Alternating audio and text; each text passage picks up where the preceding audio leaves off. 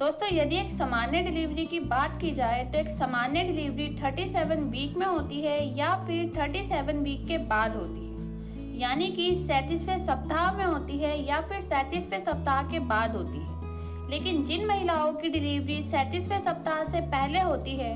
यानी कि समय से पहले होती है, उस डिलीवरी को प्री मैच्योर डिलीवरी कहा जाता है। और प्री मैच्योर डिलीवरी से जिस बच्चे का जन्म होता है उस बच्चे को सांस लेने में दिक्कत रहती है, वे बच्चा बहुत कमज़ोर रहता है और उस बच्चे को कोई ना कोई बीमारी लगी ही रहती है, यानी कि उस बच्चे का विकास उन बाकी बच्चों की तरह नहीं हो पाता है जिन बच्चों का जन्म 37 वीक में होता है या फिर 37 वीक के बाद होता है। तो इसलिए आज की इस वीडियो में हम बात करेंगे कि प्री मैच्योर डिलीवरी क्यों होती है, यानी कि प्री मैच्योर डिलीवरी होने के क्या कारण होते हैं, और साथ ही साथ हम जानेंगे कि प्री मैच्योर डिलीवरी से बचने के लिए गर्भवती महिलाओं को क्या करना चाहिए, यानी कि क्या उपाय कर सकती है। तो चलिए बिना देरी के वीडियो को स्टार्ट करते हैं। लेकिन यदि आप इस चैनल पर नए हैं तो चैनल को सब्सक्राइब कीजिए, बेल आइकन को दबाइए ताकि आपको मेरी हर नई वीडियोस की जानकारी सबसे पहले मिले। दोस्तों, प्री मैच्योर डिलीवरी क्या होती है ये तो सभी जानते हैं कि समय से पहले जो डिलीवरी हो जाती है उसे प्री मैच्योर डिलीवरी कहा जाता है। और ज़्यादातर प्री मैच्योर डिलीवरी 7वें महीने में होती है, क्योंकि प्रेगनेंसी के 7वें महीने तक गर्भ में पल रहा शिशु एक नवजात शिशु की तरह विकसित हो जाता है। लेकिन 7वें महीने तक शिशु उतना हेल्दी नहीं होता है जितना 9वें मंथ का शिशु हो जाता है। तो इसलिए सबसे पहले जान लेते हैं कि प्री मैच्योर डिलीवरी होने के क्या क्या कारण होते हैं।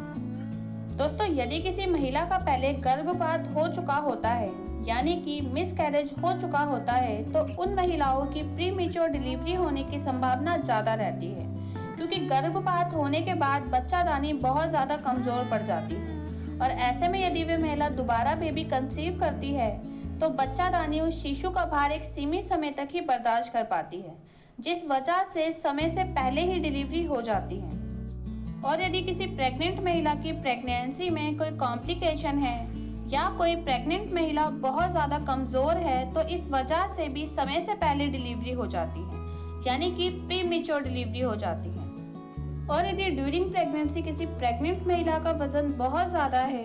तो इस वजह से भी समय से पहले डिलीवरी हो जाती है,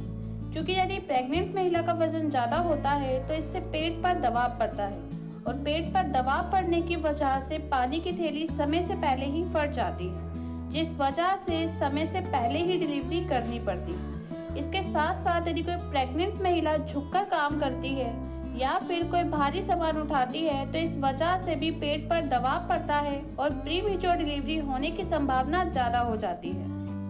इसके अलावा गर्भावस्था के दौरान यूरिन इन्फेक्शन की वजह से भी प्री मैच्योर डिलीवरी होती है, क्योंकि दोस्तों गर्भावस्था के दौरान गर्भवती महिलाओं को बार बार यूरिन पास करने के लिए जाना पड़ता है। और ऐसे में यदि कोई प्रेग्नेंट महिला यूरिन को रोक लेती है तो इससे पेट पर दबाव पड़ता है और कुछ महिलाओं को यूरिन इन्फेक्शन भी हो जाता है, जिस वजह से समय से पहले ही डिलीवरी करनी पड़ती है।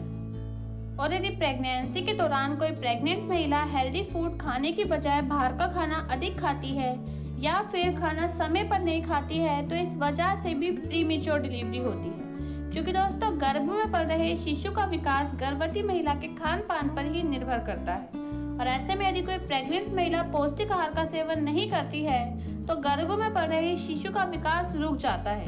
जिस वजह से प्री मैच्योर डिलीवरी होती है, यानी कि समय से पहले ही डिलीवरी हो जाती है। इसके अलावा गर्भावस्था के दौरान यदि गर्भ में पल रहे शिशु को किसी भी तरह का इन्फेक्शन होता है तो इस वजह से भी प्री मैच्योर डिलीवरी होती है। और गर्भ में पल रहे शिशु का इन्फेक्शन किसी भी तरीके से हो सकता है, जैसे कि यदि किसी प्रेग्नेंट महिला को यूरिन इन्फेक्शन हुआ है तो इससे गर्भ में पल रहे शिशु को भी इन्फेक्शन हो सकता है। या ड्यूरिंग प्रेगनेंसी यदि कोई प्रेग्नेंट महिला संभोग करती है तो इस वजह से भी गर्भ में पल रहे शिशु का इन्फेक्शन हो सकता है। इसके साथ साथ यदि कोई प्रेग्नेंट महिला अपनी गर्भावस्था के दौरान अपने मुंह को अच्छे से साफ नहीं रखती है, यानी कि वे खाना खाने के बाद कुल्ला नहीं करती है या फिर रात को सोने से पहले ब्रश नहीं करती है, तो इस वजह से भी गर्भ में पल रहे शिशु का इन्फेक्शन हो सकता है। क्योंकि दोस्तों यदि रात में ब्रश करके नहीं सोते हैं तो हमारे खाने के जो छोटे छोटे कण होते हैं वे हमारे दांतों में फंसे रह जाते हैं, जो बाद में सड़ने लगते हैं और वे सड़े हुए कण हमारी लार के जरिए ही हमारे पेट तक जाते हैं, और जब वे पेट तक जाते हैं तो गर्भ में पल रहे शिशु को इस वजह से इन्फेक्शन हो सकता है, और इन्फेक्शन के चलते ही प्रीमेच्योर डिलीवरी हो सकती है। और ड्यूरिंग प्रेगनेंसी यदि कोई प्रेग्नेंट महिला एक सीमित मात्रा में पानी नहीं पीती है,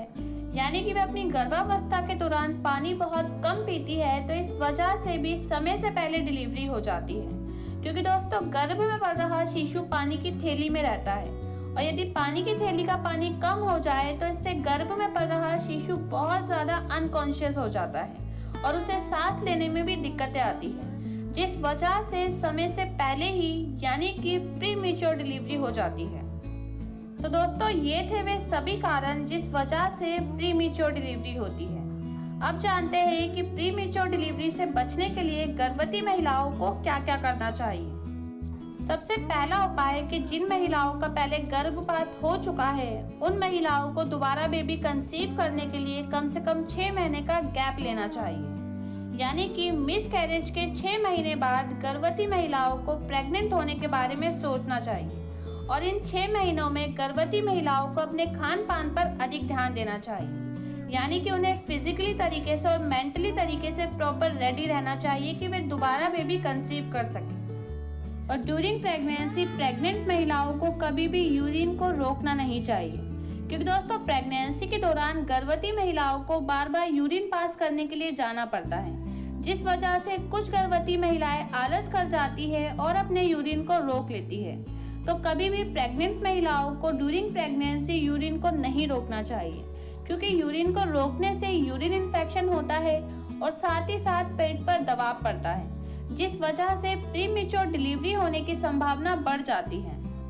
इसके अलावा गर्भवती महिलाओं को उनकी गर्भावस्था के दौरान अपने खान पान पर ज्यादा ध्यान देना चाहिए। गर्भवती महिलाओं को आयरन युक्त खाना खाना चाहिए ताकि उनके शरीर में खून की कमी ना हो।